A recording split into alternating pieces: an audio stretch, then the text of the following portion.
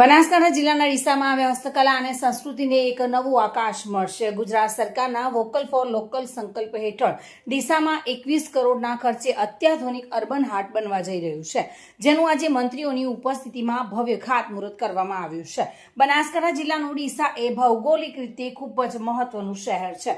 અહીં સ્થાનિક લોકો સિવાય રાજસ્થાનથી પણ મોટી સંખ્યામાં ગ્રાહકો આવે છે।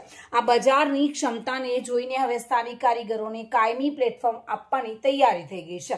આજે રાજ્ય કક્ષાના મંત્રી સ્વરૂપજી ઠાકુર અને વન પર્યાવરણ મંત્રી પ્રવીણભાઈ માળીના હસ્તે આ પ્રોજેક્ટ્સનું ખાતમુહૂર્ત કરવામાં આવ્યું હતું। આ પ્રસંગે પાલિકાના નવા પ્રમુખ કૌશિક સાધુ પણ હાજર રહ્યા હતા। અર્બન હાટમાં પાકા stall, food stall, multipurpose hall, dormitory અને મોટું પાર્કિંગ જેવી આધુનિક સુવિધાઓ મળશે, જેનાથી બનાસકાંઠા પેચવર્ક, પટોળા, ટાંગલિયા વણાટ, માતાની પછેડી અને ટેરાકોટાના કલાકારોને ગ્લોબલ માર્કેટ મળશે।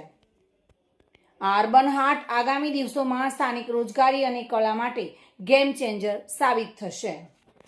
ડીસા ખાતે અર્બન હાટનું ખાતમુહૂર્ત કરવામાં આવ્યું છે।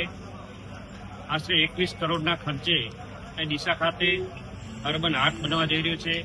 એની અંદર સ્વદેશી વસ્તુઓ જે આપણે ત્યાં જ બનતી હોય એ લોકો અહીં આવી અને વેચી પણ શકે અને બનાવી પણ શકે અને એમને રોજગારી પણ મળી શકે, એના માટે અત્યંત સુવિધાવાળું, નવીનીકરણવાળું જે મોદી સાહેબનું સપનું છે કે સ્વદેશી વસ્તુ વાપરવી, એના માટે આજે ડીસા ખાતે મોટી સંખ્યામાં લોકો જોડાય અને આ ડીસા ખાતે સ્વદેશી વસ્તુ મળી રહે અને સ્વદેશી વસ્તુ અહીં બને, એના માટે 21 કરોડના ખર્ચે અર્બન હાટ બનવા જઈ રહ્યું છે। એટલે ઘણો બધો આ વિસ્તારને ફાયદો પણ થશે અને જે મોદી સાહેબનું સપનું છે એ પણ પૂર્ણ થશે। એટલે આ વિસ્તારને ખૂબ ઉપયોગી થાય એના માટે ડીસા ખાતે આજે અર્બન હાટનું ખાતમુહૂર્ત કરવામાં આવ્યું છે।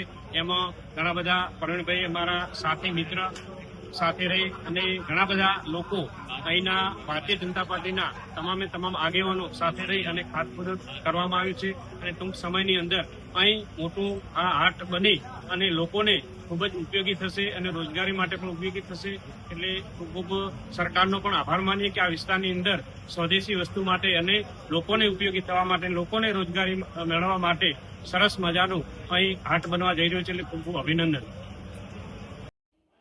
ચિરાગ શ્રીમાળી સાથે bureau report, today Gujarati news.